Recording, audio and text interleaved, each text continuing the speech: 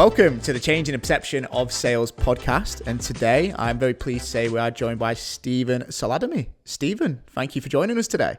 Thanks for having me on. It's good to be on the show. It's great to have you here. And as always, just for those that are tuning in or watching on YouTube, please give us a bit of an introduction into who you are and what it is that you do, Stephen. Sure, I appreciate it. So, as been said, my name is Stephen and I'm the managing director of SOS Creativity.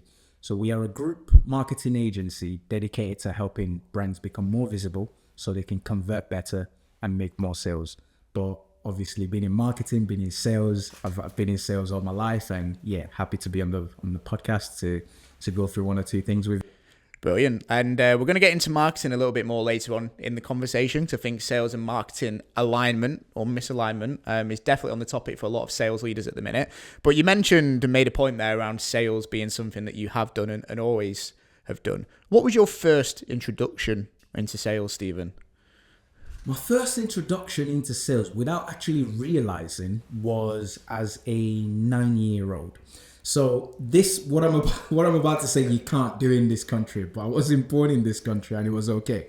As a 9-year-old, my mom had a pharmacy store because my mom's a registered nurse. And back in Nigeria, when you're really high up and qualified, you are allowed to prescribe medication and support people that way. But as a 9-year-old, I knew almost everything there was to know about the medication that she was selling. And when people would come in and go, I've got this, I've got that. Oftentimes, obviously, my mom would do the work, but I would tell my mom, oh, they need this and they need that. And 90% of the time, my mom would go, yeah, that's correct. That's sales. To me, that's sales because A, you have to understand the problem. B, your product knowledge needs to be high. You have to know the product, and then you have to be able to make the recommendation. But fast forwarding to more of a sales career, I think it was about 18 years old when I started doing sales properly after I came to England, and it started in door-to-door sales. So that's where I cut my teeth really. I was selling charities, so I was one of those annoying people coming knocking on your door to try and get you to sign up to a monthly donation with charities. And then I also did loft and installation, and then I went to work for Funds for You as a salesperson. So I've been in sales really all my life, even before starting the business. And yeah, that's what sales is. Know the product, know the problem, and be able to connect the dots, really. Like it. It's 9 years old. That's probably definitely one of the earliest that a sales career started of people that we've had on the podcast.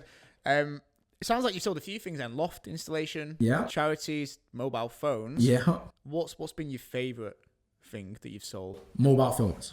So I'm naturally a tech person. And when it came to selling phones, across the stores, I had one of the best product knowledge. So my product demo always mainly won me the sales because it doesn't matter what the phone is. I spent my downtime on, I don't know if this site still exists now, GSM Arena. That's the site that had all the details about all the phones and the spec and the things that you could do with it. I'd spend every single time I could find on that just to learn what can this phone do? What's the spec of it? Why is it impressive? What's the battery power range? What's the camera quality? Everything. And then when someone came into the store and started playing with the phone, I'd just take the phone, I'll sit them down, give them a demo, ask them a few questions to understand what they would be using. Are they a browser? Are they interested in camera? Are they interested in computing power? And I just go through it with them. So I knew everything there was to know about mobile phones back then because it really was a passion of mine. I always loved tech, and yeah, that'd be, other than obviously what I'm selling now, of course, that'd be my favorite thing that I sold back then. Yeah, nice. And to go back a little bit then, you obviously mentioned you started selling, or your first exposure to what selling was when you were in Nigeria. Yes. You made the move over to the UK at the age of 14, yes. I believe it was. That's right. What was it that made you make the move, and what was that like moving to a brand new country at such a young age? I can only thank my mum for that. So my mum is a super ambitious lady and a super, super hardworking person. So she was working in Nigeria, obviously. I was a child. And when she left Nigeria, she went to work as a registered nurse in Jamaica first, before she then moved to England. And she essentially sacrificed everything to make sure myself and my siblings could have a better life by bringing us to England. So it's not like I made the conscious decision to move to England. My mom made that decision on our behalf, and thankful to her, one of the best things that she could have ever done for me, really, because of all the opportunities that I've then been able to be exposed to. But moving to England, I'm a naturally open-minded person. So to me, it wasn't an issue. It was more excitement rather than nerve, or it was more excitement rather than fear or worry or what would happen. So it was a big opportunity that I saw, and I just grasped it with both hands, really. There were some challenges, obviously. I didn't sound like this when I came to when I came to England from Nigeria. So there was a lot of bullying in school due to accents and things of that nature. But if anything, it just kind of made me stronger, really. So yeah, that was how that move occurred. And yeah, very, very grateful to my mum for all the sacrifices that she made to make that possible. Yeah. Brilliant. Thank you for sharing as well. And obviously, a shame that you had that experience, but your English now is much better than mine anyway. So it's incredible. So if you moved over at 14, what was it that made you get into sales as one of the first jobs or roles that you had in a brand new country? It's a good question. I think, like most people at that age, you want to make your own money. You want your own autonomy, and naturally, to have your own autonomy, money is a big factor in that. So at that age, it was more, I was looking at what jobs could I do to make some money. And I've always been a very confident person anyway, growing up, and I'd always throw myself at anything and try it and then see what the outcome is. So I was applying to loads of jobs, and I couldn't get a lot of jobs. But then I saw this door-to-door sales role. It was commission only, so low barrier to entry from their perspective. And I thought, sure, why not? So I applied to it, got an interview, and went through the process. And I was literally hired. And I think it started like a week or so later. And that was where that journey kind of began from.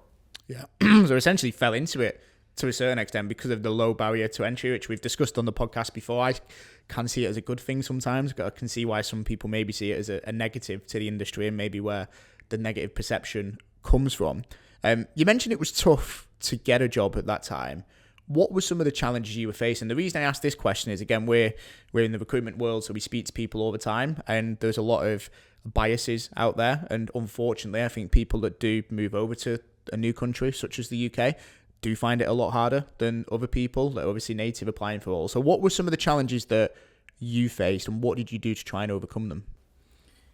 Naturally, the thing with life is when you don't have a definite, or when you don't have the idea of a definite outcome or a potential solution or situation, you tend to go with the path of least resistance.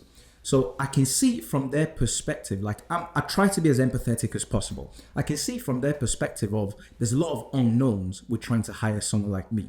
You don't know whether I'm going to be able to do the job. You don't know whether I've got the skill set to do the job. I didn't sound the part. I probably didn't look the part, and so on and so forth. So I can see that these are some of the biases and some of the natural challenges.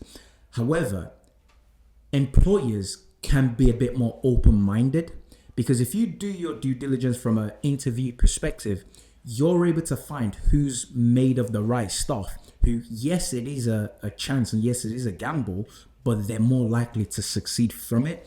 But in terms of the challenges, obviously, I spoke English in Nigeria. English is our language in Nigeria, but I had a thick accent. I had a broad accent. If you have me dealing with people face to face or communication perspective, it could be a thing. It could be an issue. So that was always one thing.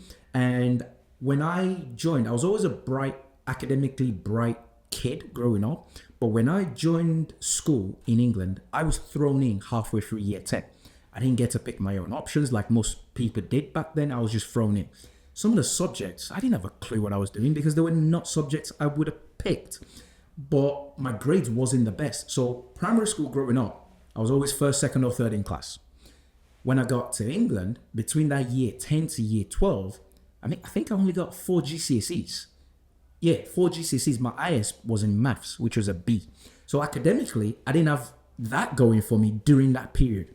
After that, I got a first degree in computing and web development from university level because I understood the system, understood what was happening, and then regained my confidence. But what I did to give me that opportunity was I had to put myself in the shoes of the employers. What are they looking for? okay, the way you communicate, the way you carry yourself, the way you dress, your knowledge base. I had to do a lot more extra work to get me familiar with the culture, to get me understanding the way things work. And that was ultimately the difference between me not having something to do and me being able to then contribute positively to the society. I think the onus has to be on you as the person coming in. Do the hard yards. What do you need to learn? What do you need to get better at so that you are then able to give yourself the opportunity to get that position? Yeah. I think really, really sound advice. And you mentioned then about maybe you didn't initially look the part. The same can not be said now. No disrespect to any other guest that we've had. If you're listening to this and not watching it, you are by far the smartest looking dressed person we've ever had on the podcast. So no offense to everyone else. Thank you. We obviously spoke a little bit off camera about this piece that you mentioned then, the way you carry yourself, obviously dressed in a suit now. Love the SOS branding on the sleeve as well. Talk us through your mindset and approach to why you dress the way that you do the majority of the time. It's quite interesting. There's a very cheesy saying. Let's hear it. It's dress the way you want to be addressed. Very cheesy, very corny, but very, very true.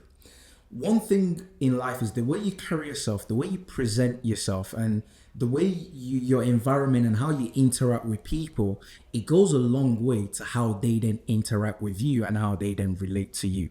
So you see some people where they go, yeah, I wear this and I wear that, but they don't take me seriously. Well, why should they take you seriously? They have zero context. They're only making their judgment based on your appearance. Now, it can go the other way too, where just by the way I'm dressed and the way I carry myself, I've been able to get into rooms where I probably have no business being there, but it's all a double-edged coin. So that's why I'm very, very particular on my appearance and how I approach things and how I present myself. It doesn't mean I'm in a suit 24/7. Even when I'm not in a suit, you're nicely groomed, you smell nice, you look the part, because it goes a long way. It's that first impression. You hear the saying, first impression matters. And the way you dress, visually, people are making judgments, people are making assumptions. And if you can put that in your favor just by cleaning up a bit nicer, then why not? Yeah. And also, it's a really good way to stand out, weirdly, because the way that dress codes have gone, and I know you said off camera you don't impose the way you dress on the rest of your team as well, which can come on to later. But actually, probably in your world, which is digital marketing, SEO, everyone probably dresses exactly like I am today. T-shirt, chinos, ankles out if you're a millennial. I think that's a millennial thing. But I think it's really good way for you to stand out in your marketplace as well. That's very true. That's very true. So I was recently at an exhibition. And whenever I go to exhibition, I have a fedora hat that I wear on top of my suit. Super, super quick way to stand out. So someone came to me and go, "Oh, you're the SEO guy. You're the guy that run them." Like, how have I met you? He's like, "Oh, I saw you at an event where you were speaking because of the hat and the suit. I recognized you." And you're absolutely spot on. When you look at the digital marketing space, everyone is in chinos, everyone is in t-shirts, everyone is in trains. Guilty. It's all well and good. You got to dress in what you feel comfortable in, but it's that purple cow syndrome. You remember something that you don't see all the time. And if that means a nice suit in my marketplace and I stand out, then I'm in marketing. It's my job to stand out. So it all helps. Yeah. Love it. Who would have thought as well 10 years ago a nice suit would be something that stands out? That used to be the norm, but how times change. To go back on to kind of your career in sales then, you obviously studied web development at university. It's quite technical. Worked in sales in a few different industries. How did you come to be working in sales to then actually setting up your own digital marketing agency? That's a good question. That's a very, very good question. I'm naturally confident, so naturally I leaned into sales, which, by the way, doesn't mean because I'm confident is the only reason I was in sales. I threw myself at anything. But my passion was web development. So I told you I came to England at the age of 14. What I haven't said is 14 years old was the first time I had a computer. Now, most 3-year-olds today have a smart device that is more powerful than the computer that I had almost 20 years ago, 19 years ago, whenever it was. And I fell in love with computers. I spent every single hour that I could find teaching myself web development, teaching myself digital marketing. I was fascinated. So it was a pure passion. That's what web development was for me. And after becoming good at it, I started building websites. I built my very first website back in 2006, 7, 8. And it was a streaming website for wrestling. And that was when I learned, okay, I need to get people on a website to enjoy whatever is on the website at that time, wrestling videos and wrestling streaming. But I was always analytical. I had a counter on my website, and one day I saw the counter hit 1,000. I had 1,000 live users on the website in one day. So I turned it into an e-commerce site straight away, and I started dropshipping back then. Everyone knows dropshipping now. I was doing this back in 2007. And whenever someone would buy my products, because I'd go on Sports Direct's website, take all the product they had on the sales section, list it on my site for full price. Whenever someone bought from me, I'd go to Sports Direct, buy it, ship it straight to them directly, the sale price, that was my profit. And that was where it started from. And I really fell in love with it. Then I went on to study it. But during university, most people thought I did sports. I was the guy that was playing football. I was the guy that was at the night out. I was the guy that was partying. I did everything. It was only my close circle that knew I was doing web development, because I'm not the stereotypical web developer. And I ended up graduating with a first degree in computing and web development. But sales was always a thing that I learned sales. Web development on the other end, I was passionate about it. So I kind of taught myself, fell into sales, found my way into web development. So yeah, very technical and maybe not as technical, but it was something I just went along with. So taught myself web development and ended up building a career from that. But the beauty now is, because of what I do, those sales learning, those sales understanding, but you can't run a business without sales. You can't run a web design business without knowing web design and being good at it. So marrying both together has put me head and shoulders above a lot of my competitors. Because in my space, you're either one or the other. You're either the mouth that can sell, or you're either the hands that can code and the technical. Very rare do you come across people that are both. And that's been a blessing for me. And yeah, it's probably now in the business that you have, you get to blend the two together as well with your skill set. The wrestling streaming site, how did that end up doing? It did well. It did very well till I shut it down. So I ended up getting a football scholarship to America when I was 19 years old. And then I didn't have time to keep it up because that was constant. Every event you had to be on there. You had to have the streams ready. You had to be prepared. Like late nights, because it was America and I was here in the UK, the time zone difference. But then obviously as you grow, you come out of that, and I just couldn't keep up with it anymore. So I ended up leaving it on the wayside. Yeah. And with the football, just before we started the recording, anyone that's into football, Stephen described himself as a mix between Diego Costa, Aaron Lennon, and a prime Yaya Toure as well, which some player that would be actually if you merge all them three together. What happened with the scholarship in the USA? Because the reason I keep coming back to themes such as coming over to the UK at the age of 14, the scholarship, which we'll talk about in a second, is resilience, obviously a trait that's talked a lot about in sales, and it sounds like you've not had it easy, should we say, to say the least. So what was it that happened with the scholarship? So the scholarship thing was quite interesting. I don't like to do things that everybody does. So when I was finishing sixth form and I was looking at my options, it was either you were going straight into work or you were going to university. And I didn't want to just go straight into work, and I also didn't want to just go into university like everybody else. So I was looking for the third alternative. And at the time, I started getting good at football. I started playing football. I was doing okay. And then I found out that, you could actually try and apply for a scholarship to help you go play in America.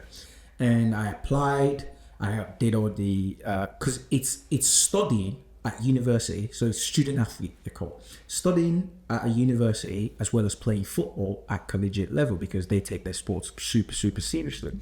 And I was fortunate enough to get in. My academics were good. My sporting abilities was good enough to earn me the scholarship. So I went. The thing with the scholarship is they're yearly. A year into it, I got injured. So I did my ankle. I still remember it till today. The way the surgeon described it was, you broke about, I think he said 1.5 centimeter, or millimeter. Don't quote me, I can't remember. But I broke a part of my bone that makes my foot go like this. And the thing was stuck in between that crease of my foot, and I played the entire season with it because I did it early on and I didn't want to not play that season. So I played the entire season with it. Thankfully, it was a shorter season than it is in England. But I played the entire season, and then after the season, I went to get a scan. They saw it. Then the operation was, we need to remove that. And the healing process, well, imagine for them, the cost to bring an international student over, they could probably recruit 4-5 local soccer players and give them a bit of scholarship that way. So that was how I ended up not getting the renewal of the scholarship after that year, and I ended up coming back to England, and life just continued that way. So resilience is important. It's an important word you bring on. Without resilience, you're not going to achieve anything big, and especially in sales, you have to have the thickest skin, and that's where resilience comes in. Yeah. On the resilience, and again, thank you for sharing that. How do you believe you develop a thick skin? Because again, do some people have it? Is it something you can coach, train, and develop? In your opinion, how do you develop a thick skin and develop resilience as a skill that gets better over time? That's a very, very, very solid question. I don't know the textbook answer, but I'll tell you from my experience.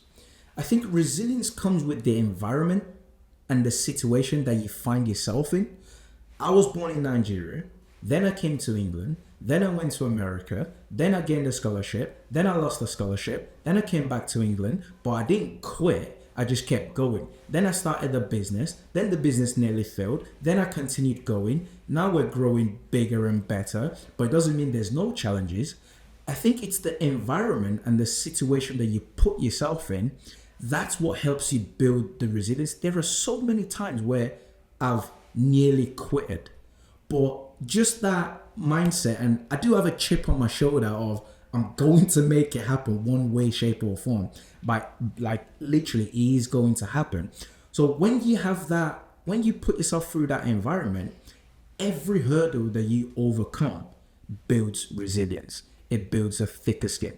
I told you, the school situation from the bullying perspective, that was a hurdle that I had to overcome. I'm in a new country, new environment. I didn't understand the slang. I didn't understand the way of life. I didn't understand the culture. People were taking Mickey out of me and so on and so forth. I could cry, I could moan about it, or I could pull myself up and go, okay, what do I need to learn to understand? What do I need to overcome to help me get to that level? So I think the way you build resilience is put yourself in difficult situations constantly. Don't go at the highest level straight away. Ramp yourself up to it, because each objection, each obstacle, each situation builds a deeper resilience. And then one day you look back and you go, he's a naturally resilient person. No one's a natural at anything. Very rarely are you a natural at that kind of thing. But the environment that you've been through, the situation that you've had to overcome, then shapes you. And then all of a sudden, you're almost bulletproof and you just keep going. Comes back to what you said beforehand as well. Keep on keeping on. Very relevant to what you've just shared. Chip on your shoulder. Yeah. Where does that come from? I don't know. It comes from many things. I mean, I'm a firstborn, and culturally, as a firstborn, there's a lot of responsibilities on your shoulder. And I won't get into it too much, but my family situation, for example, I don't have a great relationship with my dad. However, I use that as fuel. So some people can go, chip on your shoulder. When they don't know you and they don't have your context, they think you're arrogant, which it's okay when you don't know me. But when they know you, then they see that it's actually not an arrogance. It's a fuel. It's motivation. It's confidence to help you go achieve. So that's why I say I have a chip on my shoulder, in the sense of I've got to get it done, and I will get it done. Whatever my goals, my objective, my outlook on life are, I will make it happen. But I use that as motivation to go, when I'm down in the dumps and I go, well, this is what you're trying to achieve. You're not trying to achieve something small, so it's not going to be easy. So I then use that as fuel to go, okay, great, let's go get it done. Yes, that's an obstacle. Yes, that's tough. It's happened across my life, even football. And I was playing football at semi-pro levels. There were clubs where I was clearly the one that should be playing and starting, but I didn't have the favor of the manager. So I was sat on the bench a lot of the time. The chip on my shoulder was, I know I'm good enough. I know I can make it happen. In some cases, I left the club, went to a different club and made it happen. In some cases, I bid my time, worked hard in training, and then got there. It's no different in business. It's no different in life. That's why I say I have a chip on my shoulder, because I'm trying to achieve something big, and I have the good arrogance to think I can do it, and I am going to do it. You have to have a bit of that sometimes in life to help you get to the next level. Yeah, I agree to an extent. Fair. I think having a chip on your shoulder in sales or in any way of life really can be a good thing if it's used in the right way as fuel and motivation. If it's a chip on your shoulder where you just hate the world, you blame everyone for everything, that's when it's not channeled in the right way. Exactly. That's terrible. And that's a Debbie Downer attitude, which is never going to get you anywhere. The world owes you nothing. And it's up to you what you want to go accomplish. There are resources, there are opportunities. Do you have a bit about yourself to go do what you need, whether that's learning, gaining skills, building relationships, becoming more confident, becoming knowledgeable, to then help you become a net positive to society, or whether you're going to expect things. I hate people that expect the world to just give them something. Go earn it. That's what I mean when I say chip on my shoulder. It can go both ways, but I'm all about the positive way. Yeah, good. And we're going to come on to sales and marketing, alignment, misalignment, whatever it may be in a second. But you mentioned then about learning and developing, and you shared something interesting earlier that I don't think you read a book maybe until the age of 27, maybe one or two. And then at the age of 27, things completely changed. Just share with us a little bit around that journey, and then some of the books you would recommend from a sales and marketing perspective. Sure. So I love my corny lines. The more you learn, the more you earn. Very cheesy, very corny, but very, very true.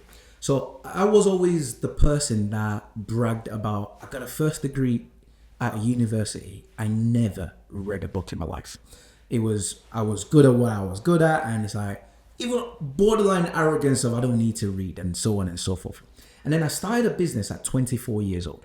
The first 3 years of the business, like, we did all right as a business, but there was just so many challenges and so many hurdles. And then after attending a couple of conferences and a couple of events, I kept hearing people say, you should read books. You should read business books. You should read business books, because this is there. The answer is there. So I said, okay, let's give it a shot. So I picked up my first business book. I think I read the E-Myth Revisited by Michael Gerber, where it broke down the concept of there's the entrepreneur, there's the technician, and then there's the manager. These are the three kind of personalities to run a successful business. Most people start a business because they're technicians. They're good at something, then they go start a business. But they don't realize that to actually grow a successful business, you need the technicians aspect, but then you need the manager managing the technicians and helping them do a good job. But then you need the entrepreneurial side, which is the vision and where we're trying to grow. And then my mindset shifted at 27 years old. And then some of the mentors that I started listening to online, I hear them constantly. I've read this book, I've read that book. And then I thought, one thing about me is I don't profess to be a smart person, but I know how to listen to smart people. And when the pattern kept occurring, I was like, okay, there has to be something in this reading book situation that clearly works. Then I shifted my mindset, and now I read anywhere from 36 books to 52 books a year. Between 3 to 4 books a month is what I read. And now I'm happy to brag about the fact that I read that much book. But till I was 27 years old, never really read books. But now I always have a book, whether it's an audible book or whether it's a physical book. I'm always reading something. And your top sales book would be? Top sales book, if you're in sales and you've not read Fanatical Prospecting by Jeb Blunt, I don't know what you're doing. You need to go read that book. It's a phenomenal book from a sales perspective. Arguably the best book I've read on sales. Yeah, we've got it out there as well, but we've had a guy called Tony Morris on the podcast as well that's done a bit of work with Jeb Blunt and Fanatical Prospecting, so we'll definitely make sure we include that in the comments. Coming on to then sales and marketing. So the reason this was a big part of the conversation today is you're passionate about sales, clearly, but you run a digital marketing, specifically SEO agency. So just to go on, you mentioned it in your introduction at the beginning, but just for anyone listening, specifically, what does your business help other businesses achieve?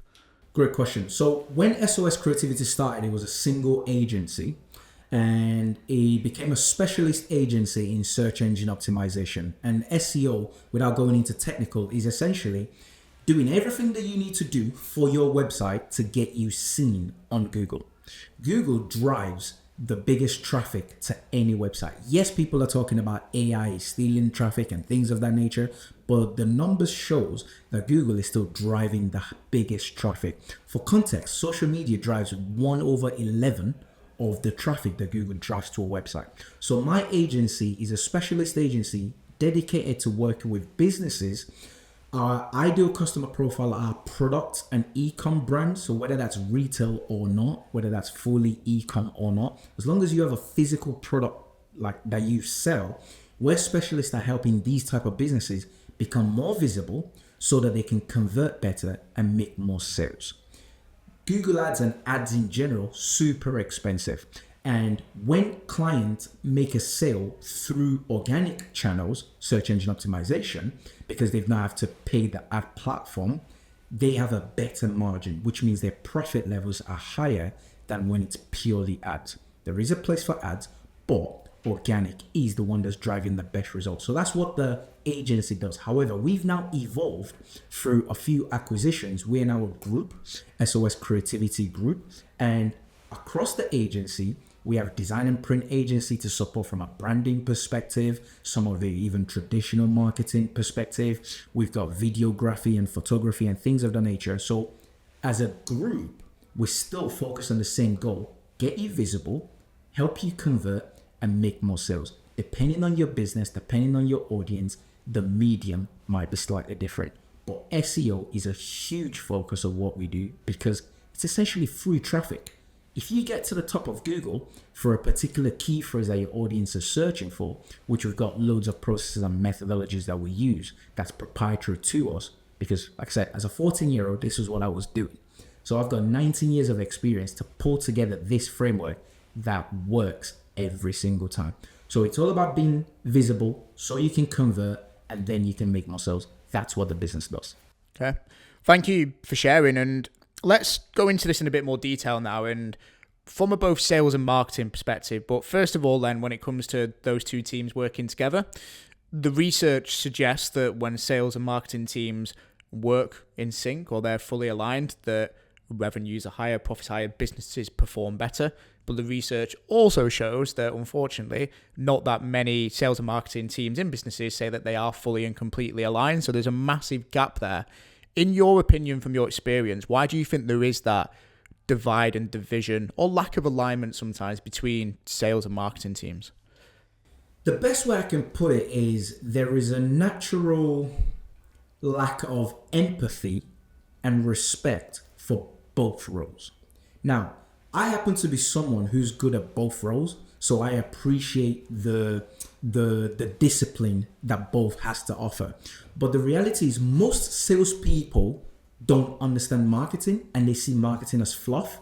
And most marketeers don't understand sales and they see sales as you're just there to try and close the deal. We're the one doing all the hard work, which brings that disalignment. I think the best way to solve it is every marketeer should do some sales and every sales should do some marketing. Then you will have a full appreciation of why both are important. Because the reality is this: sales will inform the marketing communication, but marketing will support with the awareness, which makes sales easy. If you're going into a sales call and the person's seen 5 different blog posts, they've seen 4 different videos, they've downloaded a PDF, they saw you high on Google, and you're going into the sales call, you have authority because they already put you in that position. Your sales communication will help you close. However, if you were to just go in cold, chances are you're not going to make that sale. But at the same token, the marketeer who's doing all the work but not getting result because they've not been in meetings with the ideal customer profile, they're making theoretical decisions, whereas the salesperson has spoken to 50 of these type of people. They know the questions they keep getting asked, If they feed that information over to the marketers, who are then able to create valuable assets based on that, which is directly what the ideal customer profile are looking for, now all of a sudden the marketing is going to operate a lot better because it's talking to the right people. It's not vague, it's directly, it's addressing what the customer, the potential customer, is looking for. That's why when sales and marketing is aligned, you get far superior result than when there aren't. But I think there is that natural disconnect because a marketeer don't respect the work a good salesperson does, and a good salesperson don't respect the work a good marketeer does. So I think there should be a role reversal, like for a few hours where go do some sales as a marketer and then go do some marketing as a sales. Even if you're a marketer, you will be a far better marketer just by doing sales. If you're a salesperson, you will be a far better salesperson just by doing marketing. Like it. Really good breakdown as well. I was looking at Liv then because I think, Liv, you're going to be doing some cold calls soon off the back of what we just heard there. So that all, it sounds great. You know, everything you said there, I don't think people would disagree with. There are certainly benefits, and the main how-to is to get sales to do a bit of marketing and vice versa. But let's say you're speaking with a sales leader now. I think a lot of it is maybe a lack of respect, but I think it's understanding though as well. I think sales might just not understand necessarily the work or the benefits of the work that a marketing team does. So if you were sat with a sales leader and you were looking to maybe educate them on actually these are the things that marketing that can do that can help you increase more sales, what would you say to that? It's a good question. And a lot of what we do is education. There is that education piece. And if I was sat in front of a sales, like a sales director or a head of sales, for example, who's just driven by the numbers, one of the best things I say to them is this: at the end of the day, you care about the conversion rate, right? Now, there's a couple of ways that you can increase your conversion. You can increase your conversion by increasing the amount of leads at the top, or you can increase your conversion by closing more the leads that came. I'll give you a good example. One of our clients, I'm not going to mention name, of course, but one of our clients, last year, we generated 209 leads for them. Marketing, pure marketing. They do their business. They're very good at their business. I'm not going to give too much context, but they're very good at their business. Zero sales. The way they grow their business is by reliance on pure marketing. We do SEO for them. We do social media for them. We do all of it for them. And we generated 209 inquiries. Now, first thing, a salesperson cares about that number.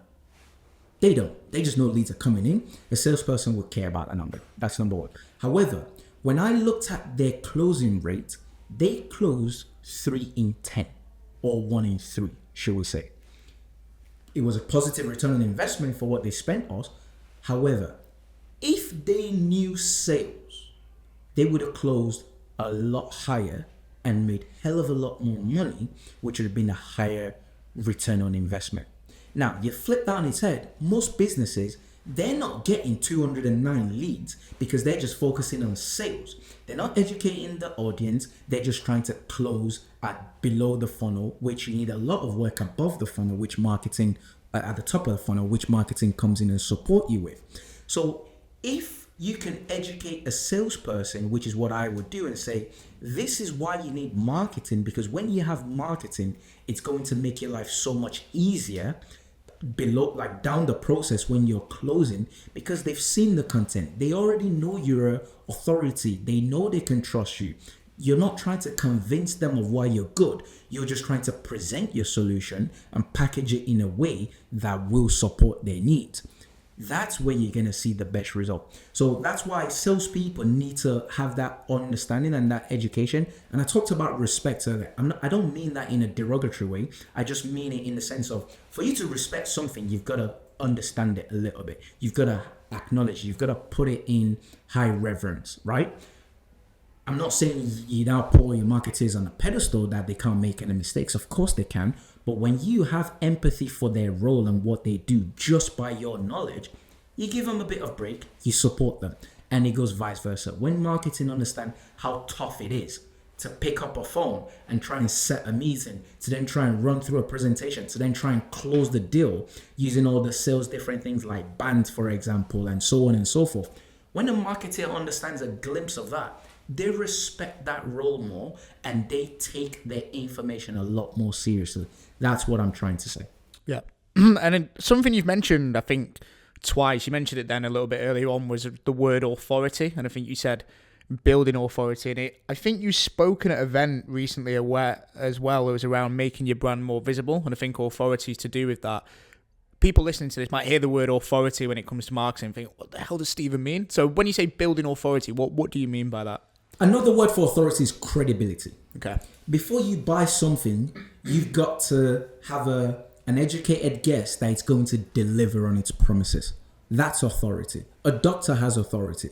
If something's wrong with you and you go to the doctor, most time you're not checking their certification, you're not checking their qualification. You have that they're in a position of authority. You just listen to them. They press here and it hurts and they say, yes, that's what's wrong. Go buy this and go do this and do this. Most time, smart people, you listen to them and you go do it. That's authority. The same is sales. It doesn't matter what you're selling. If you're selling a widget and you say your widget is the best at solving this, if you put yourself in a authority position or a credible position, whether that's because you've written content about this widget, whether that's because you've got some awards that certify that you are an expert at this, you have that credibility piece. When you come in to sell the widget, the end customer is going to go, yeah, I've seen your reviews. A lot of people have used it and they said it worked.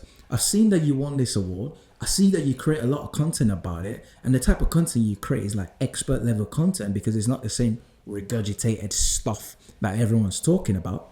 That gives you authority, which makes your sale easier.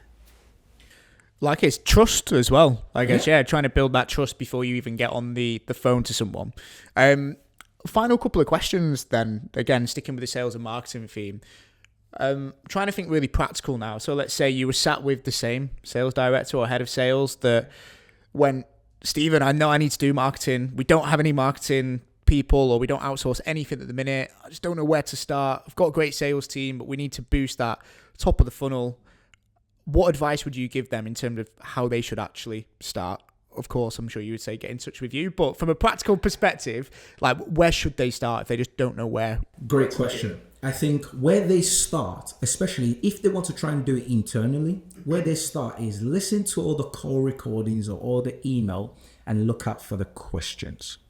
What questions or what objections are you getting when prospecting, when having sales meetings, when having communication? Now, document those questions and write very credible answers to them in the form of a blog post and put it on your website. That's the best place to start. Low friction, low barrier to entry, but it will serve you from a marketing perspective. Because now, if you want to be clever, here's what you can do with that. You can turn those same blog posts into social media content that goes out on social media. You can turn those same blog posts into like videos, for example. If you have some confident people, get them to talk on camera answering that question. You can turn them into marketing collaterals where maybe it's in a brochure. Some of them are in a brochure with summarized versions of the answers. Now, all of a sudden, you're not walking into the same sales meeting answering the same questions. Your marketing material, back to the respect for marketing, your marketing material has already rolled the red carpet out for you. It's already done that job. Now you're just dealing with the, are we a fit? Can you afford the solution? When should we get you started? That's what you're dealing with. Cool. Good advice for starting, really. Very simple and cost effective as well. We're coming pretty much to the end, but I'm just interested to know what is next for you and the business. I know you alluded to as well 3-4 years ago, it sounds like there was a bit of a rocky patch as well. So if you don't mind talking about that, but then where are we heading to? Sure. So I started a business as a 24-year-old.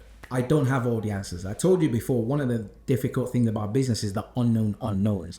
Things you don't even know that you need to know that then come out and bite you. We grew too fast. Like for the first 5 years of the business, we were growing at an average yearly growth rate of 52%, like doubling every single year. And then we grew too fast and I tried to build a leadership team. But I went through the recruitment process, hiring. I completely hired the wrong type of people. I listened to the spiel and they couldn't deliver. We ended up losing 16 clients in 1 year, which, as you can imagine, hurt the business. And then we had to downsize, we had to downscale, but that was on me. I didn't know what I didn't know about leadership. I didn't know what I didn't know about recruiting. I didn't know the values I'm looking for to recruit. I just know I was looking for, vaguely, I needed someone to do X, Y, and Z. And I told you earlier, I've been reworking our SOPs as part of that process, because now we're now growing in a slightly different way. We're growing via mergers and acquisitions. We've acquired a few agencies and a few brands under the umbrella.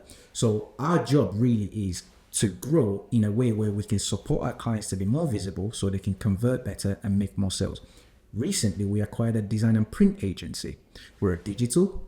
SOS Creativity was a digital marketing agency, but now we're not just digital.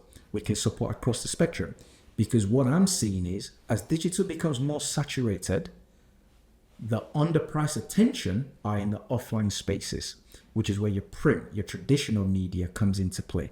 The goal is still the same. You want to be visible to your audience so you can convert, so you can make sales.